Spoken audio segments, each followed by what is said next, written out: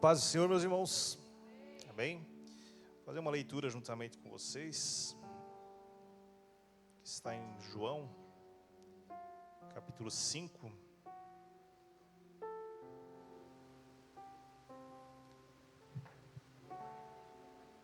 João, capítulo 5, verso 2, diz assim: Ora, existe ali junto à porta das ovelhas um tanque chamado em hebraico Betesda, o qual tem 5 pavilhões. Nesse jazia uma multidão de enfermos, coxos, paralíticos, esperando que se movesse a água, porquanto um anjo descia em certo tempo, agitando-a, e o primeiro que entrava no tanque, uma vez agitada a água, sarava de qualquer doença que tivesse. Estava ali um homem enfermo, havia 38 anos. Jesus, vendo-o deitado e sabendo que estava assim há muito tempo, perguntou-lhe: Queres ser curado?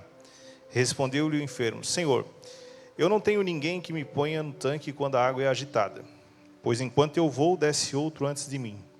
Então lhe disse Jesus: Levanta-te, toma o teu leito e anda.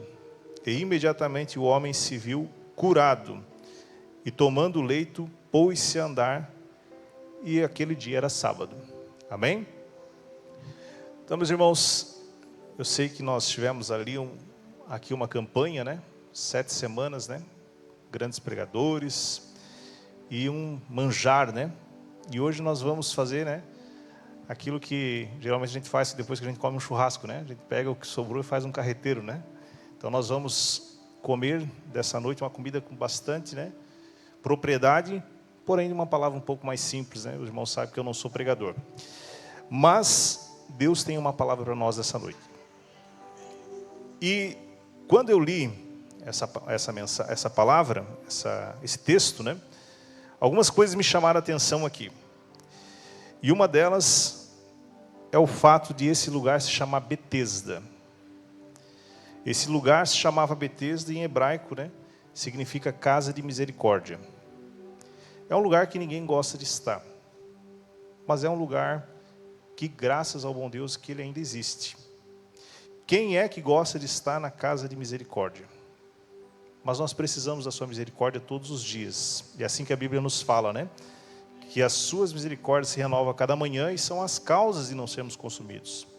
Mas em se tratando desse lugar ser chamado de casa de misericórdia, é porque ali havia uma multidão de pessoas doentes. Todas elas estavam crendo em Deus. Afinal, eles acreditavam que um anjo descia, né, do céu, agitava, né, as águas ali, e de tempo em tempo alguém era curado.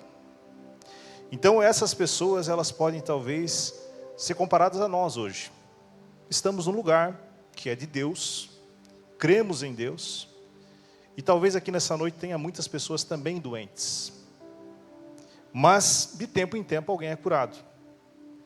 Mas estar no lugar onde se chama casa de misericórdia, não é um lugar que nós devemos estar. Não é um lugar que Deus quer que estejamos. Afinal, se dependesse de Deus, não haveria doentes. Afinal, se dependesse de Deus, ninguém estaria em condição difícil. Nós sabemos teologicamente que a doença, a enfermidade, ela é produto do pecado. Então, infelizmente, temos que passar por isso, até quando haverá realmente a consumação dos tempos. E isso será tirado, foi aqui cantado, não haverá mais dor. Não haverá mais pranto, não haverá mais... Esse um dia vai ser totalmente resolvido. Porém, hoje nós temos, infelizmente, que conviver com a doença, com a fadiga, com o cansaço, enfim, tantas coisas que não gostaríamos, mas não é para estarmos nesse lugar. Então, casa de misericórdia, dentro daquilo que vamos trabalhar nessa noite, não é apenas o fato de haver pessoas com doenças físicas, mas aqui nós vamos ver que Jesus, ele curou esse homem em 2 etapas. Aqui há 2 tipos de cura pelas quais esse homem foi curado. E a segunda, né, ou talvez a primeira, que foi mencionada por Jesus, essa não é para que ninguém esteja. Essa não é para que ninguém passe por isso ou permaneça nesse lugar. Então vamos ver aqui que nesse texto, Jesus, vou lá para o 7 para que fique um pouco mais claro aqui, que vou ministrar nessa noite, Jesus perguntou para ele assim: você quer ser curado? E ele respondeu: Senhor, eu não tenho ninguém que me ponha no tanque quando a água é agitada, pois enquanto eu vou, desce outro antes de mim. Então ele não era apenas um homem coxo, paralítico, ele era um homem doente na alma. Ele era um homem que, infelizmente, carregava feridas fazia 38 anos. 38 anos que ele estava praticamente experimentando o que era solidão, experimentando o que era, muitas das vezes, ser ignorado. Pessoas que o desamparavam, não poder contar com ninguém. Há 38 anos esse homem, ele era esquecido. Ele era colocado às margens, como que alguém que não precisa ser notado. Alguém que talvez ali estava sendo diminuído pela sua condição. Então perceba que há várias coisas ali que muitas das vezes faziam com que esse homem fosse muito mais do que paralítico. Muito mais do que não ter mobilidade nas suas pernas, esse homem era doente na sua alma. E como eu falei, doença física, nós infelizmente teremos que passar. Muitos de nós, talvez eu, possa ser acometido por uma doença física, porque esse é o subproduto da nossa condição humana. Mas doença na alma não é para que ninguém esteja passando por isso. Doenças na alma, elas são para serem expurgadas, extirpadas, curadas por Jesus. Ninguém precisa ficar refém de uma doença na sua alma. Porém, nós precisamos crer, em Jesus. Alguém aqui cantou, olhando para Jesus. Mas, quando nós olhamos a situação desse homem, fazia 38 anos que ele estava nessa condição. Assim como se nós formos pegar assim algumas datas assim que as pessoas são mencionadas na Bíblia, pelo tempo que elas ficaram naquela condição, nós vemos, por exemplo, o exemplo da mulher do fluxo de sangue, que fazia 12 anos que ela estava procurando cura. Tinha gastado tudo. De repente foi abandonada, talvez, no seu casamento, porque a Bíblia não fala que ela tinha marido, mas de repente, antes de estar doente, talvez tivesse. Então, vemos também o caso daquela mulher que fazia 18 anos que estava corcunda, estava rendida diante daquela situação de doença. Nós vemos, por exemplo, algumas datas que também precisam ser lembradas. Nós vemos, por exemplo, o exemplo da nação de Israel, que fazia 40 anos que estava dando voltas no deserto e parece que as coisas não mudavam. Então, algumas datas na Bíblia, elas são para mostrar que se você insistir, você pode viver muito tempo ainda nessa condição. Mas não é isso que Jesus quer para você. A idade, você ficar velho, não vai mudar coisas que aconteceram com você.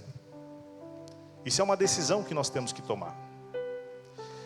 Uma pessoa, ela pode talvez ser ferida lá na sua alma enquanto ainda era criança, na sua infância, e talvez agora ela esteja lá com seus 60, 70, 80, 90 anos e parece que aconteceu ontem, porque a sua alma ainda está ferida. Então nós precisamos resolver esses problemas da nossa alma. Isso é uma questão de decisão pessoal, não tem a ver com Jesus. Jesus já fez o que precisava, tá? Quando ele disse assim, está consumado, o preço pago na cruz, aquilo que Isaías profetizou, que ele levou sobre si todas as nossas enfermidades, o castigo que nos traz a paz estava sobre ele, pelas suas pisaduras nós somos sarados, a cruz de Jesus já foi suficiente, tá? Então, se você ainda está na sua alma condicionado a alguém que está doente, é aquilo que foi cantado: de que me adianta ter os olhos e não conseguir enxergar? De que me adianta, ter a vida e não conseguir respirar? Então, por mais que nós não gostemos de pensar dessa maneira, há muitos crentes que ainda passam por situações tão difíceis na sua alma que parece que ainda não encontraram Jesus. Infelizmente. Mas Jesus, observe que Jesus, ele entrou nesse lugar chamado Casa de Misericórdia, Betesda, e ali tinha muitos doentes. Era como se Jesus estivesse entrando num hospital, muitos doentes. Mas ali ele se importou em ir lá dentro para curar esse homem. Então nessa noite, eu não sei quantos aqui estão doentes, mas aqueles que prestarem atenção nessa palavra, muito provavelmente não sairão daqui da mesma maneira. Então Jesus, ele está aqui nesse ambiente. Jesus, ele está aqui realmente para curar você de algo que de repente, de outra maneira, de outra forma, você nunca encontrou esse lugar de cura. 12 anos fazia que aquela mulher estava procurando em todos os lugares a cura, mas o dia que ela parou em Jesus, ela foi curada de verdade. Então, uma das coisas que faz com que sintomas sejam apresentados de alguém que está doente na alma, são o fato de pessoas que estarem doentes na alma, elas formarem barreiras ao seu redor, que as impede de receber o amor. Infelizmente, você percebe que algumas pessoas, elas têm aquela sensação de que não querem que você se preocupe com elas. Não querem que você vá longe nesse relacionamento com elas, de amizade, de liderança, de pastoreio. Parece que se você começar a se preocupar demais, essa pessoa ela vai fugindo aos poucos. Então, é um sintoma de alguém que precisa ser curado na alma. Você percebe pessoas que muitas das vezes têm uma carência latente, uma carência que muitas das vezes assim parece que não é o suficiente. Você é aquela pessoa que precisa sempre de uma atenção exagerada. Sabe aquela pessoa que suga você, aquela amizade que muitas das vezes te consome? Uma carência latente. Pessoas que parece que as coisas não estão tão ruins, mas para ela parece que está ruim. Ela tem um hábito de ser pessimista ao extremo. Você já viu pessoas assim? Você já se comportou talvez assim? Pessoas que elas não conseguem se sentir pertencentes ao ambiente onde elas estão inseridas.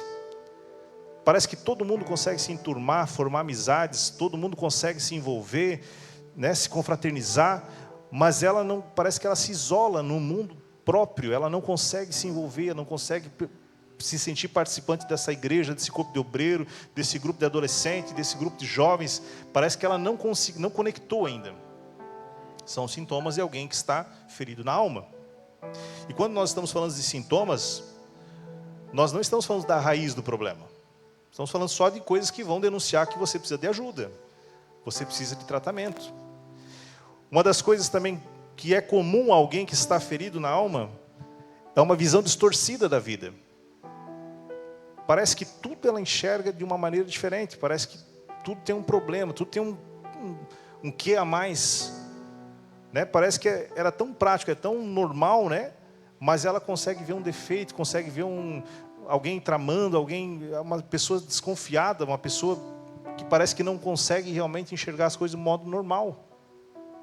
Pessoas que elas vivem uma solidão constante, elas têm aquela sensação assim de que estão sós, por mais que estejam no meio dessa multidão, por mais que estejam no meio de uma família grande, ela não consegue se conectar, ela tem uma solidão constante. Pessoas que levam a culpa. E é interessante que dentro desse levar a culpa, isso está relacionado a fatos que aconteceram, talvez a separação dos pais, divórcio na família, ela parece que ela atrai a culpa, parece que ela se sente culpada pelo que aconteceu. Você já viu pessoas que muitas das vezes elas passaram por talvez algum tipo de violência, seja espancamento, seja qual for. Às vezes um pai alcoólatra chega em casa, espanca o filho. Às vezes uma situação assim trágica que aconteceu, ou talvez até mesmo um abuso sexual. Mas você leva a culpa como se você tivesse dado a razão àquele que te feriu. Então, você levar a culpa, você se sentir culpado por alguma coisa que aconteceu, é um sintoma de que você precisa ser curado na alma. Achar que ninguém vai te ajudar, que se você não fizer acontecer, se você não levantar cedo, não trabalhar, ninguém vai te ajudar. São pessoas que não conseguem confiar em ninguém, não conseguem encontrar amparo em lugar nenhum. São doenças na alma. E quando nós vemos esses sintomas, eles só vão denunciar, assim como uma febre denuncia que nós, muitas das vezes, temos uma infecção. Sintomas como esse só estão denunciando que há uma raiz do problema. Então não adianta você só tomar paracetamol e achar que uma infecção vai ser curada. Você vai só prolongar, vai dar um paliativo àquilo que precisa ser resolvido de verdade. Então, quando você quer resolver o problema, você vai tomar o remédio certo. Então, observe. Nós temos a fonte verdadeira do amor. Jesus é a fonte única e suficiente do amor que precisamos. Talvez você nunca tenha sido amado de verdade por alguém. Talvez você repele o amor do próprio Deus sobre você, porque você acha que Deus é como as pessoas. Que Deus é como seu pai, que talvez espancou, violentou, abusou. Não sei qual é a tua história. Mas você repele até o amor daquele que mais ama você. Daquele que deu a sua vida em seu favor, em meu favor, em nosso favor. Porque você acha que Deus ele não se importa com você. Observe que Jesus tinha tantos lugares para ir. Tantas pessoas para curar. Tantos compromissos na sua agenda a cumprir. Mas ele entrou naquela casa de misericórdia para curar apenas um paralítico. De repente essa seja a sua história hoje. Jesus está aqui para curar você nessa noite. Jesus está aqui para dizer para você que você não precisa carregar esse fardo. Jesus está aqui para dizer para você que hoje você pode ser livre de verdade. Hoje você pode ser uma pessoa realmente livre de todo o peso que carregou até então. Uma vez eu ouvi uma ilustração de um senhor andarilho, andava com um saco pesado e alguém se compadeceu e disse o seguinte: eu vou dar uma carona para o senhor. E então o andarilho subiu na carroça com seu saco pesado e andaram alguns quilômetros até que aquele que deu a carona observou que o andarilho ainda continuava com o saco nas costas. E ele falou: meu senhor, eu me compadeci de ti, lhe dei essa carona para que você fosse aliviado do peso. Por que você permanece com esse saco nas costas? E ele disse o seguinte: o cavalo já está levando eu e você, então deixa que o saco eu levo. E nós muitas das vezes achamos que Jesus, ele não levou o fardo que eu ainda estou carregando. Jesus não é o suficiente para levar aquilo que ainda carrego. Pois fique sabendo que Jesus é o único e o suficiente para que você viva livre de verdade. Se alguém colocou em você alguns títulos, alguns rótulos, alguém falou que você pecou de uma maneira imperdoável, saiba que Jesus está esclarecendo nessa noite que quando Ele morreu por você na cruz, você já foi perdoado. Quando Ele morreu por você na cruz, essa culpa já foi tirada.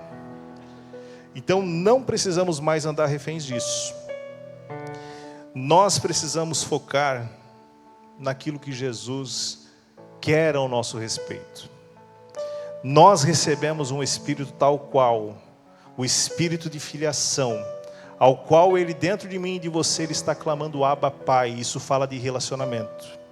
E muitas das vezes feridas na nossa alma nos levam a um lugar de distanciamento. Porque nós achamos que Deus não está nos aceitando. Assim como pessoas talvez a vida inteira não nos aceitaram, não nos sentimos aceitos nos lugares que frequentamos, nós achamos que isso é um rótulo que eu devo carregar a vida inteira. Assim como pessoas que eram enfermas carregavam as suas camas para que elas fossem reconhecidas publicamente que eram doentes, nós achamos que devemos viver uma vida de rótulos, de doenças, uma vida inteira. Mas Jesus pegou e falou o seguinte: levanta, toma a tua cama e anda. Então Jesus, Ele está dizendo o seguinte: pegue essa cama, jogue fora isso, não deixa nem aqui para que alguém possa talvez querer reutilizá-la. Leve com você e dê um fim nisso, porque de hoje em diante você não vai mais precisar dessa cama. De hoje em diante você não vai mais precisar viver refém de uma história que talvez até aqui é uma história de tristeza, é uma história de traumas, é uma história de muitas das vezes coisas que você não gosta nem de lembrar. Mas Deus não tem compromisso com aqueles que querem esconder a sua história. Você pode ver que na Bíblia Sagrada há um homem que eu admiro, o nome dele se chama José. Quando José, tendo passado por tudo que passou, e que era muitas razões e motivações para viver como um homem amargurado, ferido, aflito, ele tendo passado por tudo que passou, a história vai contando que apesar de tudo que viveu, ele foi sendo próspero no Egito, e aí ele tem 2 filhos. E esses 2 filhos, quando ele coloca o nome dos 2 filhos, esses 2 filhos representam como que José estava interpretando tudo o que aconteceu na sua história até aquele momento. Ele falou o seguinte: o primeiro filho será Manassés, porque esse filho significa que Deus me fez esquecer de todo o meu sofrimento, de toda a aflição que eu passei lá na casa do meu pai. E o segundo filho, Efraim, porque Deus agora fez eu prosperar aqui na terra da minha aflição. Sabe o que José estava dizendo com a nomeação dos seus filhos? Vou colocar embaixo do tapete, vou colocar embaixo da cama, vou colocar lá num quarto escondido, lá naquele esconderijo que eu não vou mais precisar olhar nunca mais para o meu passado, porque é um passado que eu não gosto nem de lembrar. Então eu vou esconder isso, porque eu não preciso mais disso. E afinal, eu já estou hoje um homem formado, já estou casado, já tenho um bom emprego, ganho bem, tenho uma grande empresa. Eu não sei qual é a sua história, de repente você se encaixa como uma luva nessa condição. Você não quer lembrar do seu passado, porque afinal, a sua condição atual, para você já é um sinal de que Deus está abençoando, então não precisa mais falar em ser curado na alma, em ser curado em coisas que carrego lá no mais profundo do meu coração. Deus não tem compromisso com isso. Você sabe o que Deus fez com José? Olha que Deus, né? Como diz um pregador, esse Deus não é gente, né? Ele faz com que haja fome na terra do seu pai, dos seus irmãos. E um belo dia, José, né, cantando o hino da harpa, né, abre lá a porta dos celeiros, tal. E olha quem que se ele está lá na fila, né, para receber alimento. Seus irmãos, o seu passado, a sua história diante dos seus olhos, aquela história que ele gostaria de ter esquecido, aquela história que ele não queria mais lembrar. Aquela história que parece que já estava resolvido. Você sabe por que Deus traz o nosso passado diante dos nossos olhos? Porque ressentimento também é pecado.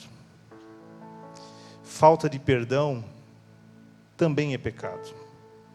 Inclusive, nós pregamos até que um pecado imperdoável é a blasfêmia contra o Espírito Santo.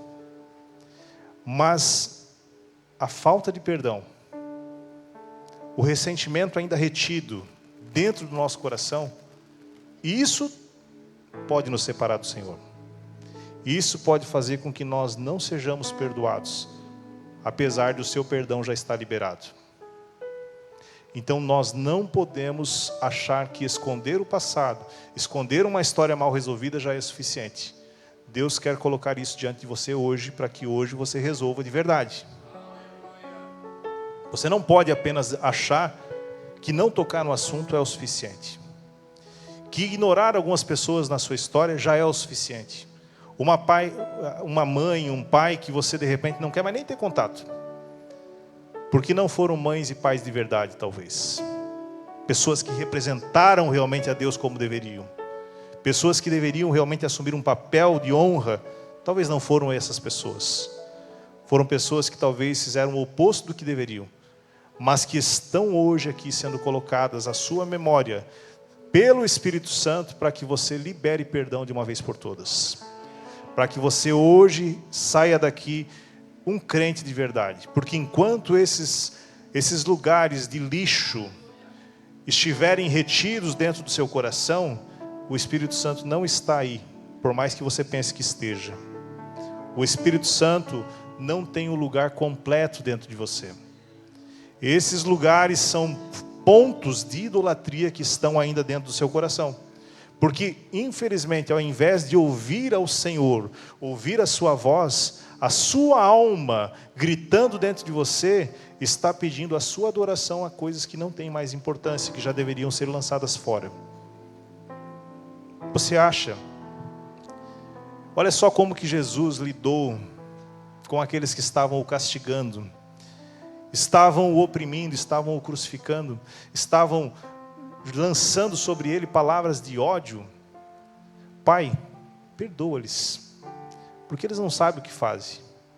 Jesus sabia que o diabo, ele adora aquele que remói, aquele que guarda, aquele que ressente, aquele que muitas das vezes gosta de ficar remoendo aquilo que aconteceu, aquilo que feriu, aquilo que magoou.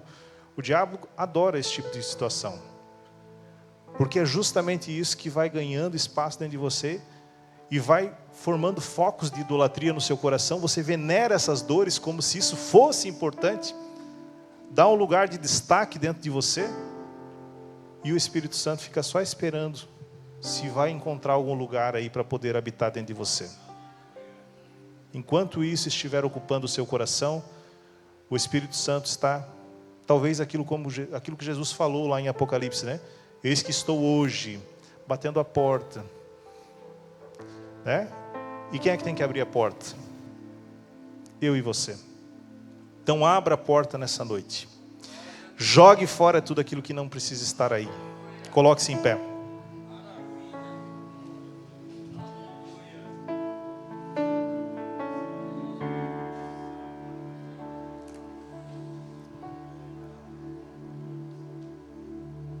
Eu não vi nenhum paralítico hoje aqui. Eu não vi nenhum coxo, né? Não vi nenhum cego. Não vi ninguém com a mão mirrada. Mas todos que estão aqui nessa noite têm uma história. Todos que estão aqui nessa noite têm uma maneira de interpretar a sua vida, a sua história, aquilo que aconteceu. E se você já conseguiu ser uma pessoa madura dentro dos teus acontecimentos, daquilo que lhe ocorreu, amém, glórias a Deus. Mas se hoje você quer se derramar na presença do Senhor, para que Ele lhe dê forças para lidar com o seu passado, com a sua história, liberar perdão, talvez a pessoas que talvez nem estejam mais aqui para ouvir isto. De repente pais, mães, padrastos, tios, primos, de repente não estejam mais nem aqui para ouvir o que você talvez deveria fazer pessoalmente. Mas o Espírito Santo está aqui e Ele está intercedendo por você. E Ele está realmente interessado em lhe ajudar, porque Ele é o nosso consolador, é o nosso auxiliador. Então jogue essas palavras para Deus, porque Ele sabe como lidar com tudo isso. Ele sabe como conduzir isto. E o importante é que você tenha compreensão de que ao jogar fora, é como se você estivesse dizendo assim, ó, toma esse lixo, Senhor, e joga para fora, porque eu não quero mais viver refém dessa vida. Eu quero a nova vida, o zoe de Deus, o sopro do Espírito, aquele que vem para preencher lugares antes ocupados, para que eu viva em novidade de vida. Você crê nisso? Então vamos orar. Pai, o Senhor sabe, Deus, que essa palavra é Tua, não é minha, que aquilo que está acontecendo nessa noite vai marcar histórias aqui. Senhor, Tu sabes, Senhor, que tem pessoas que até hoje estavam pensando de uma maneira distorcida, crendo de uma maneira errada a seu respeito, a respeito talvez do corpo de Cristo, a respeito de tudo o que lhe aconteceu até então. Mas o Senhor prova o seu amor nessa noite, dizendo, meu filho e minha filha, eu quero curar você, você não precisa mais ficar refém dessa situação. Pai, que hoje haja cura na alma, que haja cura no interior dessa pessoa. Joga todo o lixo para fora, Senhor. Que todas as pessoas que estão liberando isso, perdoando, lançando a Ti, Senhor, essas palavras de liberação, de perdão, de esvaziamento de feridas, de traumas que aconteceram no seu passado, que talvez pensasse que nunca mais fosse necessário lembrar, que nessa noite estejam sendo trazidas à memória, para que o Senhor possa curar de uma vez por todas. Para que não haja mais uma ferida encoberta, mas para que haja uma cicatriz de algo curado, sarado, de uma vez por todas. Que nessa noite o teu Espírito Santo ocupe esses lugares que antes estavam ocupados por essas feridas e faça desse homem e dessa mulher um novo homem na tua presença, um novo homem na tua casa, e que esses possam ser não mais pessoas que precisam de cura, mas que vão liberar cura em outros ambientes, outras famílias, outras pessoas que chegarão a esta pessoa, ouvirão o testemunho de que o Senhor tem compromisso com a sua palavra. É a nossa oração em nome de Jesus. Amém.